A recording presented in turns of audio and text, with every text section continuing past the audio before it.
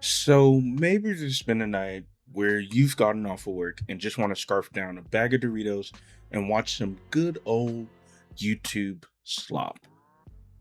You may have scrolled to oblivion and come across some video like, "How does the Emperor of Mankind keep his nutsack clean?" Hashtag crazy Warhammer lore. And clicked on it out of boredom just to immediately click off when you realize it's just a nerdy subculture of DGen internet. But not me, my dear friends. As an avid SCP fan, I'm a sucker for overly detailed lore, and Warhammer has a ton of it. I needed to know as much as possible about this for this video that I was already planning and didn't just think of doing after I already watched 5 videos. But that is entirely beside the point. Because in this video, I'm going to lay out a beginner's view of Warhammer from someone who hyper obsesses too much with knowledge he can never use to get a girlfriend. Let's start with probably the most recognizable characters from Warhammer.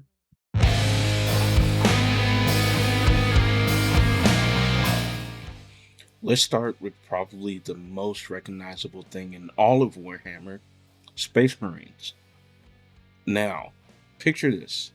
The most dude bro, gym rat, spacefaring super soldier a Reddit moderator could possibly dream up.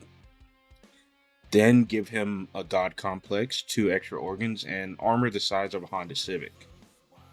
Congratulations, you've basically got a Space Marine. Now, before we go any further, I need to clarify something. Warhammer lore is absurdly massive. We're talking decades of books, games, side stories, spin-offs, arguments, contradictions, and enough background information to ruin a social life. So for the sake of the brevity and keeping this video under 72 hours long, I'm mainly focusing on the Space Marines and the horrors that they have to deal with. If you want me to cover the rest of the madness, comment below and subscribe so I can continue wasting my free time for your entertainment. Now, these walking Geneva Convention violations are not just recruited like normal soldiers. They are manufactured, built, reforged. A Space Marine starts as a human boy and is transformed through surgery, genetic tampering, psycho conditioning, and enough trauma to make a therapist retire on the spot. They don't come out the other side as regular people either. They become something less human and more like a tank made of meat.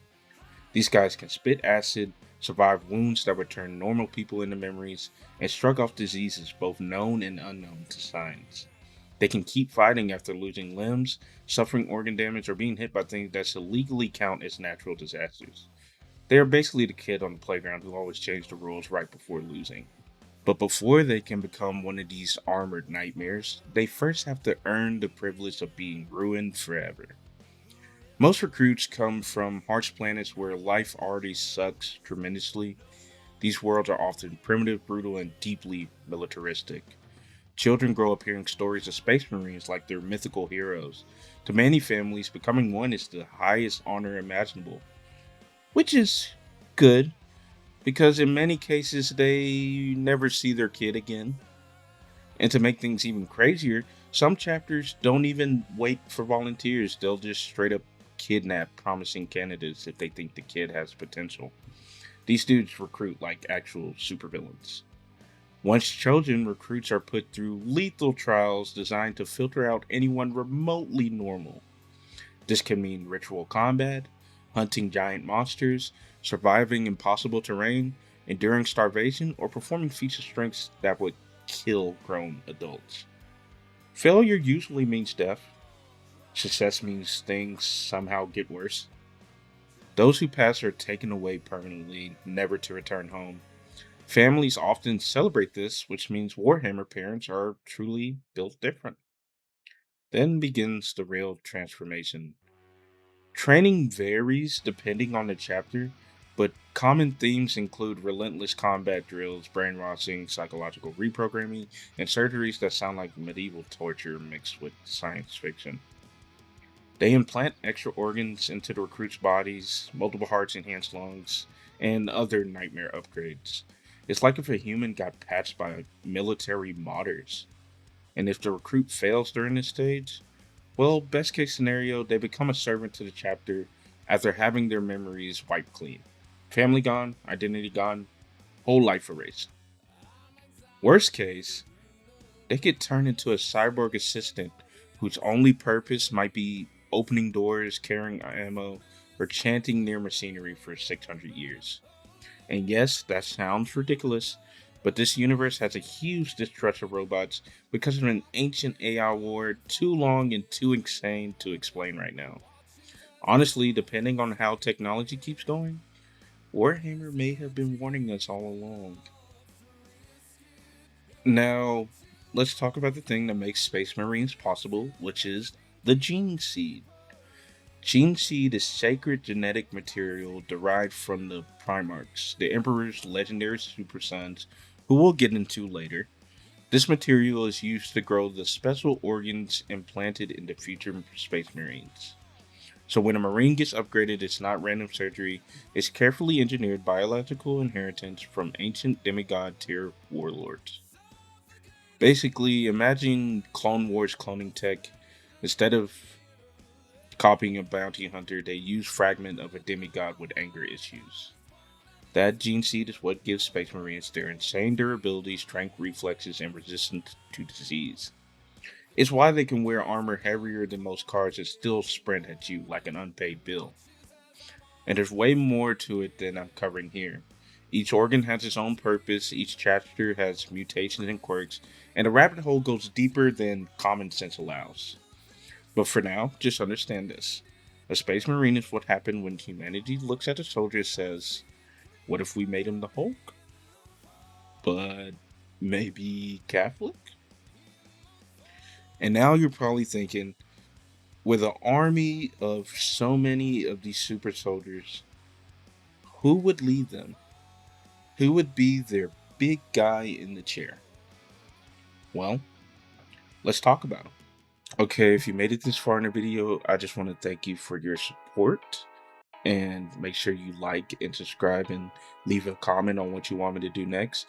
But I also wanted to bring you the sponsor of this video, me. I just recently opened a clothing store called Dead Signal, and I would very much appreciate it if you were to buy something from the store or even just leave some feedback on what you think about the store. But anyways, back to the video.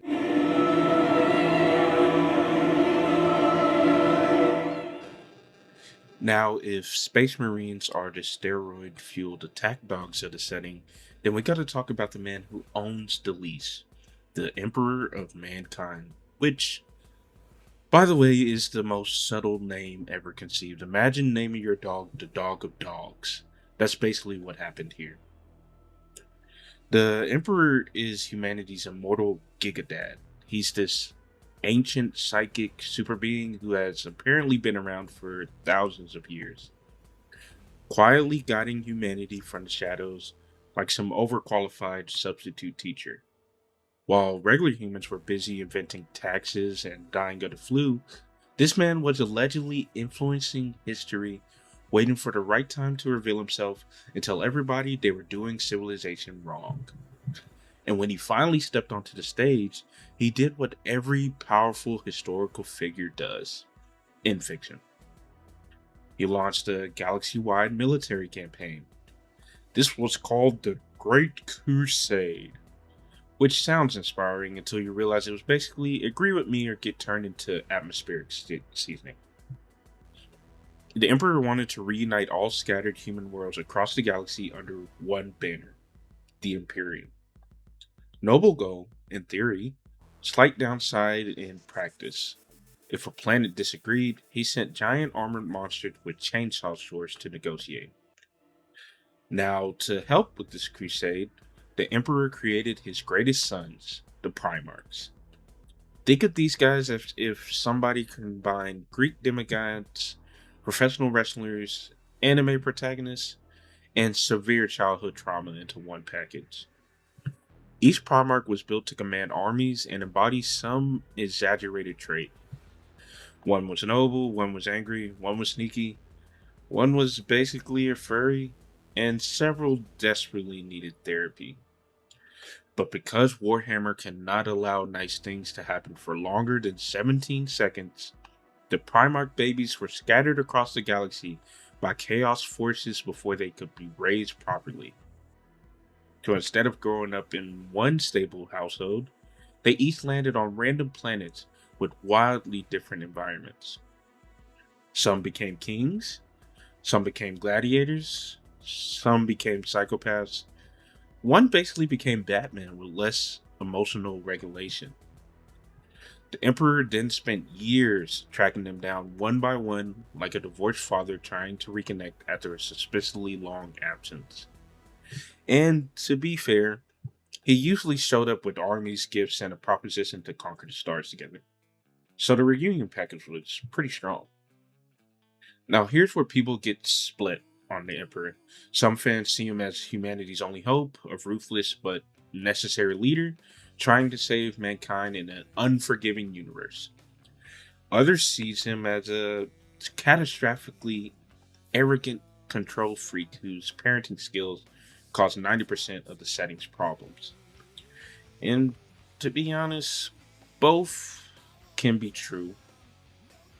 Because while he was brilliant, powerful, and determined, the Emperor also had the emotional communication skills of a drywall panel. Instead of explaining things to his sons clearly, he kept secrets constantly. Dangerous secrets. Universe-ending secrets. The kind of secrets where if you just sat everybody down for 30 minutes and used a whiteboard, trillions of people might still be alive. Then came the big disaster. The Horus Heresy. Horus, his favorite son, got corrupted and decided Dad had to go. Which is already hilarious because giving one son obvious favorite child energy in a family of 20 genetically engineered warlords was maybe not the best move. Horus rebelled, half the Primarchs joined him, and the galaxy erupted into civil war so catastrophic it permanently broke humanity. This war ended with the Emperor defeating Horus, but at the cost of being mortally wounded. And now, for the last 10,000 years, he has been stuck on the Golden Throne. Which sounds glamorous, but it's less luxury chair and more life support nightmare toilet. He's basically a corpse god now, barely alive, sustained by ancient machinery and the daily sacrifice of thousands of psychics. His shattered body sits on the throne while the Imperium worships him as a god, which is extra ironic because he originally hated religion. So, to recap, he wanted reason, now he's worshipped irrationally. He wanted unity, now humanity is a bureaucratic nightmare. He wanted progress, now people think turning a machine off and on is holy scripture. This man took the biggest L in fictional history. Yet, despite all of that, his presence still protects humanity. His psychic beacon, the Astronomicon, guides ships through the warp. Without it, space travel becomes even more horrifying than it already is. So even in his broken state, he remains the single most important human in the galaxy. Which means the fate of trillions depends on a mummified super psychic sitting in a glowing chair while priests chant around him. Warhammer really said, what if the DMV ran a Roman Empire in hell?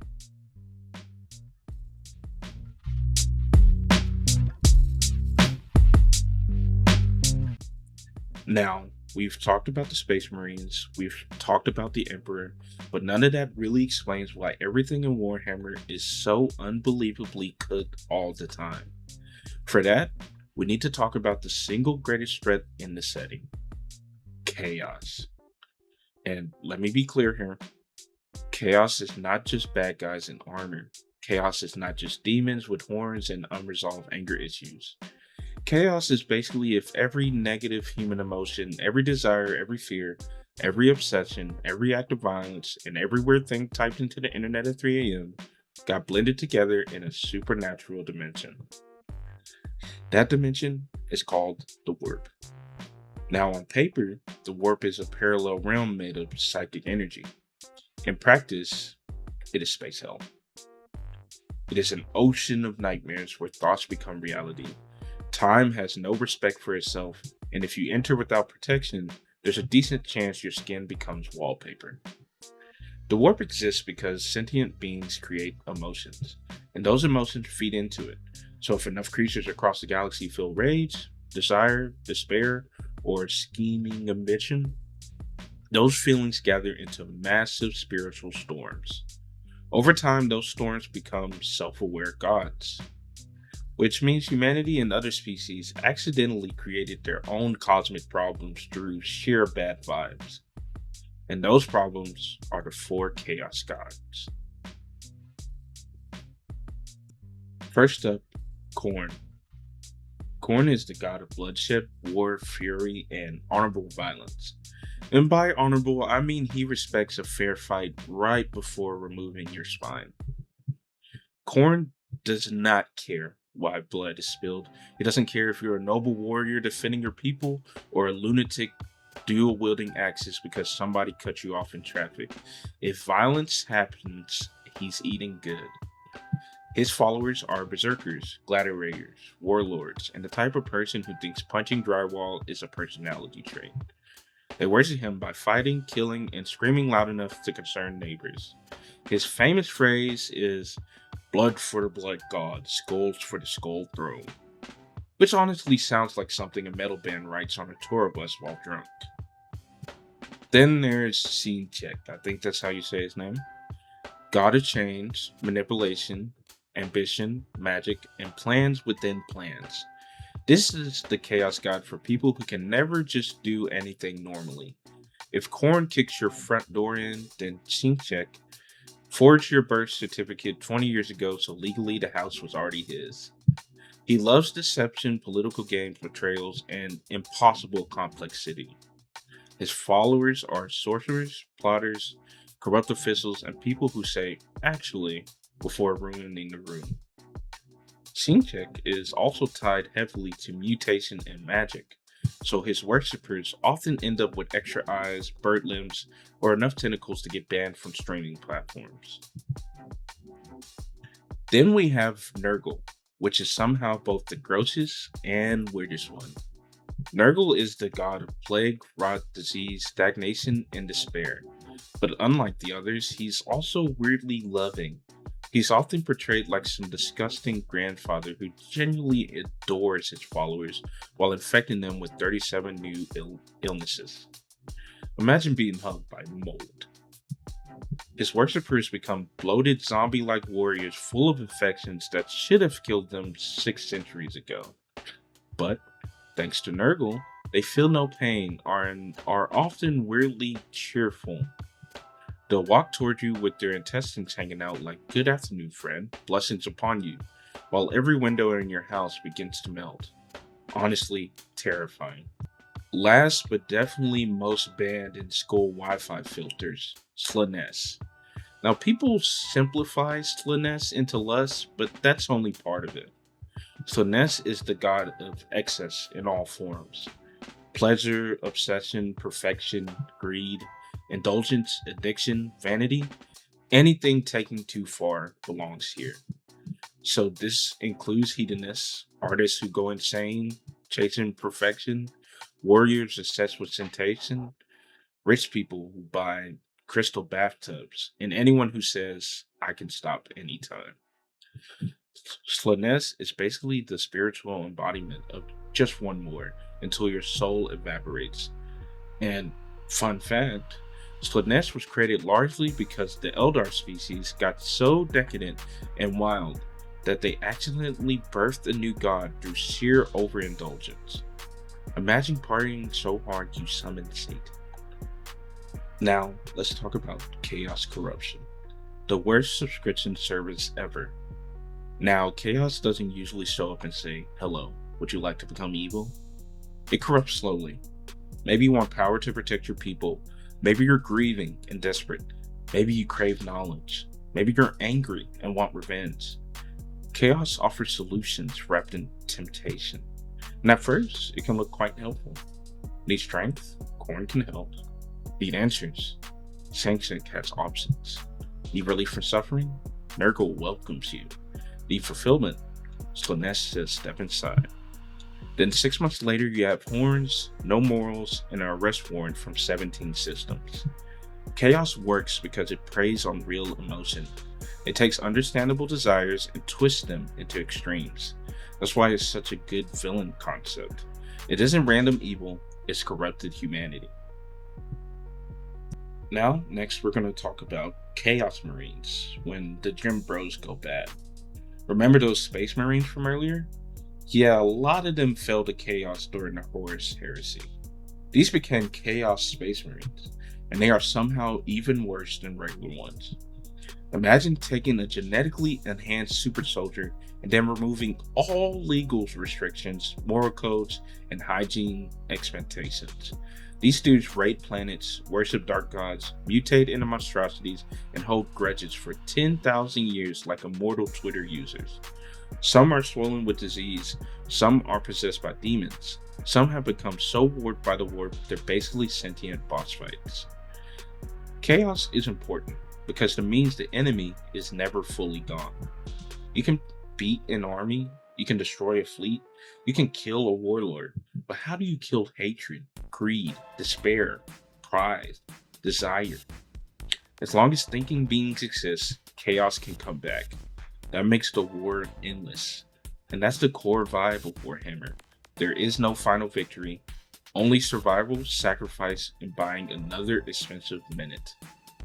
Chaos is what happens when the worst parts of sentient life become immortal and start recruiting. It is hell powered by psychology. And somehow it's only one of many things trying to kill humanity.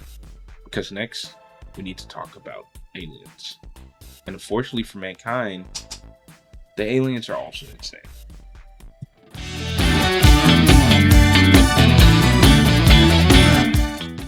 Now, if the Chaos Gods weren't enough, if immortal demons, corrupted super soldiers, and psychic hellstorms somehow felt manageable to you, congratulations, because the galaxy also has Xenos.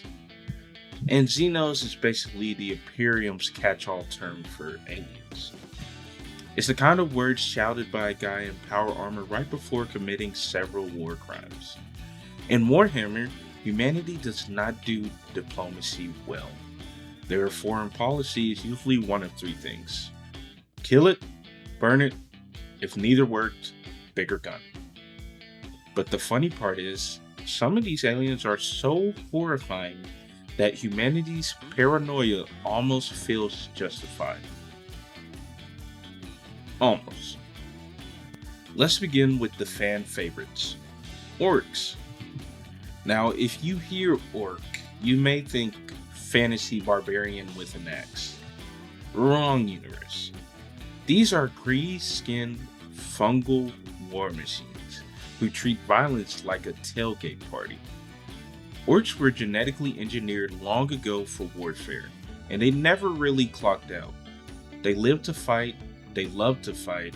If there is no fight available, they'll fight each other until something more interesting shows up. And somehow, they are hilarious. Orcs speak in loud, crude dialects, build ramshackle machinery, and possess one of the funniest concepts in science fiction. Their stuff works because they believe it works.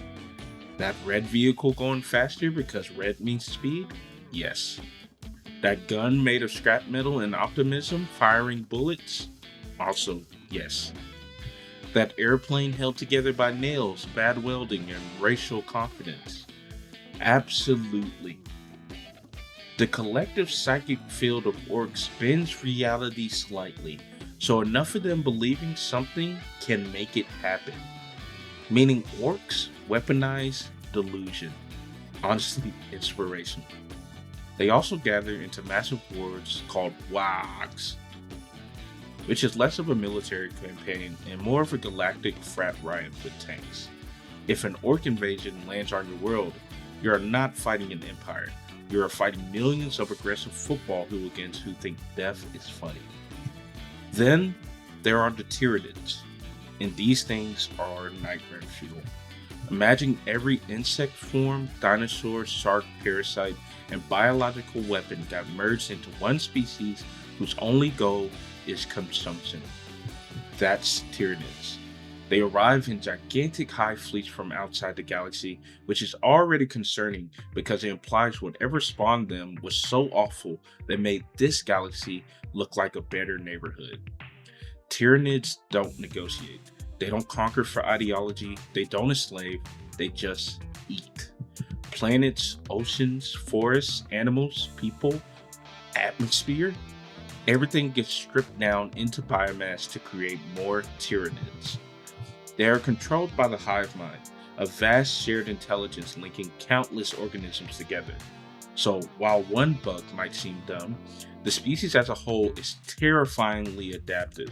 Shoot them with bullets, next wave has armor. Use fire, next wave resists heat. Use poison, they evolve around it. They are basically nature after downloading patch notes.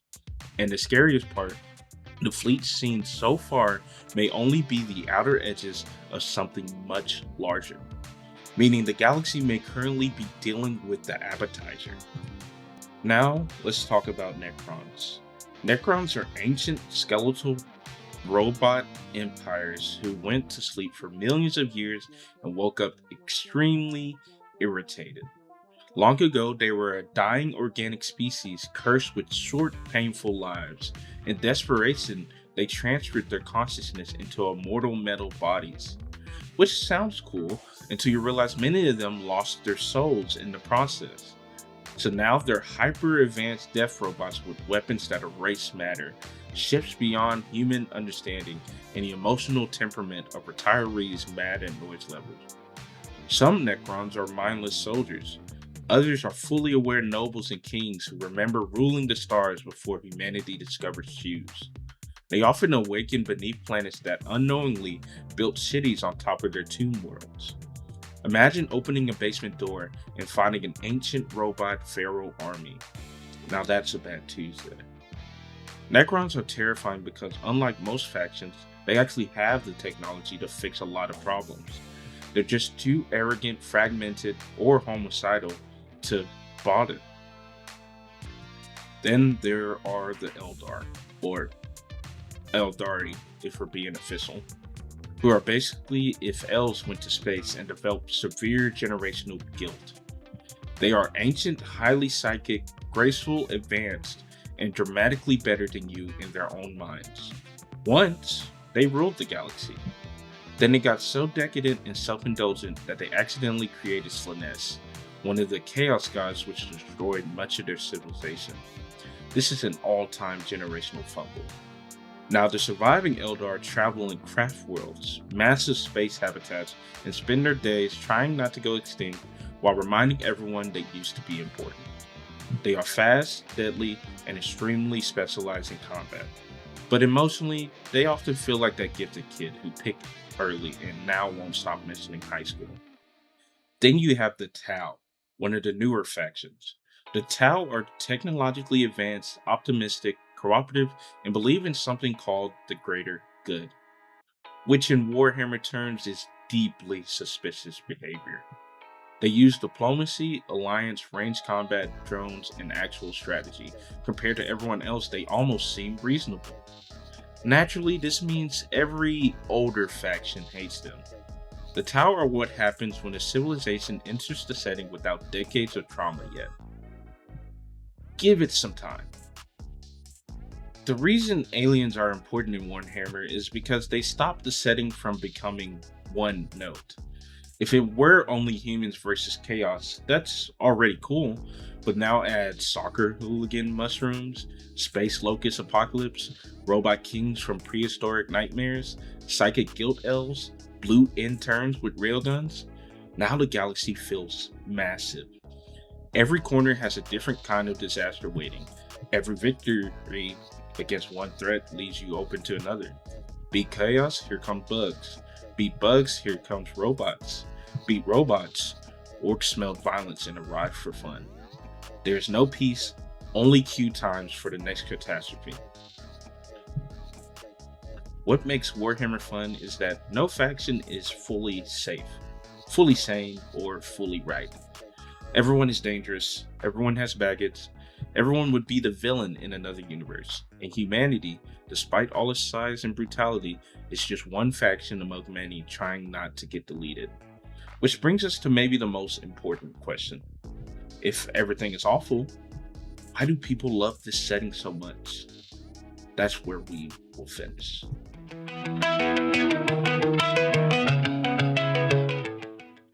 So after all of this, after the fascist space bureaucracy, the corpse emperor, the demon gods, the cannibal bugs, the racist mushrooms, the robot skeleton landlords, and enough war crimes to make history textbooks burst into flames, you may be asking, why would anyone get into this? Fair question. Because on paper, Warhammer 40k sounds like the kind of thing you accidentally learn about from a guy who corners you in a comic store that smells like battery acid. But once you actually start digging into it, you realize there's something weirdly magnetic about this universe. And I think I know why. The lore never ends. First off, the lore is insane. If you're the kind of person who enjoys going down rabbit holes, Warhammer is less of a rabbit hole and more of a sinkhole that consumes weekends. You start with one question: what's a Space Marine? Then 30 minutes later, you're reading about gene seed organ implantation, ancient civil wars, forbidden AI rebellions, and why one chapter paints themselves blue for luck. Then that leads to Primarchs, then Chaos, then alien factions, then books, then side stories, then debates between fans over events written before you were born. This setting rewards curiosity in the same way casinos reward optimism. There's always another interesting thing to learn. And for somebody like me, someone who likes giant collected lore, weird fictional stories, and over-explained nonsense, it's basically catnip. Everything feels mythic. Another reason it works is because Warhammer doesn't feel small. Nothing in this setting is normal size. The wars are galaxy-wide. The cathedrals are city-size. The ships are floating continents. The soldiers are 8-foot gene freaks. Even the tragedies are exaggerated. A regular sci-fi story might have a kingdom fall. Warhammer has an empire decay for 10,000 years while billions pray to a half-dead psychic corpse. It operates on myth logic. Everything is grand, ancient, cursed, symbolic, and way too dramatic. And that rules. It takes itself seriously. And doesn't. This might be my favorite part. Warhammer is simultaneously one of the most serious settings ever made and one of the dumbest. You'll have a story about sacrifice, honor, corruption, and the burden of leadership. And then a man named Iron Hands from the Iron Hands chapter with Iron Hands shows up. You'll read tragic lores about civilizations collapsing under excess. And then green aliens make cars faster by painting them red. You'll hear solemn speeches in Gothic cathedrals while somebody fights a demon using a chainsaw. That balance is hard to pull off. It's absurd without becoming meaningless, dark without becoming boring, funny without becoming a parody. Warhammer understands that coolness can carry a lot of nonsense if you commit hard enough. Every faction has your guy energy. Another genius thing about Warhammer is there's usually a faction for everybody. You like noble knights? Got you. You like brutal berserkers? Easy. You like tactical anime mechs? Tau. You like ancient robots with superiority complexes? Necron. You like bugs that consume worlds? Seek therapy. But yes. You like religious fascist mega humans yelling Latin at demons? Main menu. People don't just enjoy the universe, they find their lane inside it. That creates fandom loyalty fast. Once somebody says, these are my guys, it's over. They're buying books, learning lore, and arguing online within the week. It feels earned. A lot of modern franchises want your love immediately. They hand you a character and say, care now. Warhammer doesn't.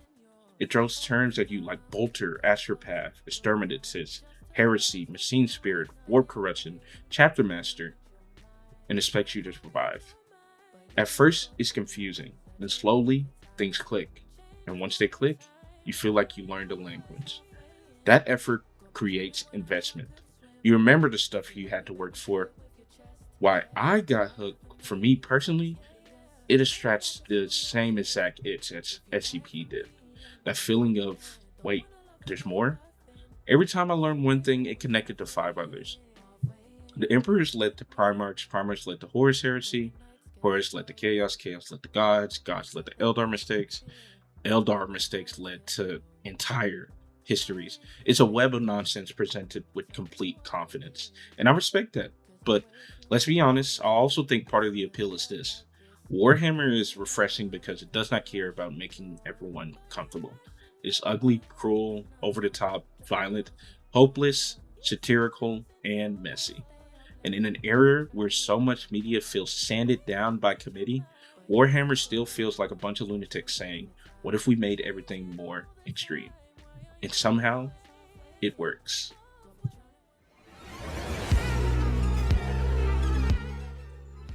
So yeah, I got really into Warhammer 40k. I went from casually seeing memes about oversized shoulder pads to learning 10,000 years of fictional trauma like it was on the final exam. Will this knowledge improve my life? No. Will it help me pay taxes? Absolutely not. Will it help me get a girlfriend? If anything, statistically the opposite. But was it worth it? Honestly, yeah. Because sometimes it's fun to dive into something unapologetically massive, ridiculous, and passionate. A universe where every sentence sounds like it was written on a stone tablet during a thunderstorm. And if you never check it out, maybe give it a shot. Just understanding this now, you are not watching one lore video, you are opening a door that may consume months of your life. If that happens, welcome to the Imperium. If you enjoyed this video, leave a like, subscribe, and comment what faction I should deep dive next. Because trust me, I barely scratched the surface.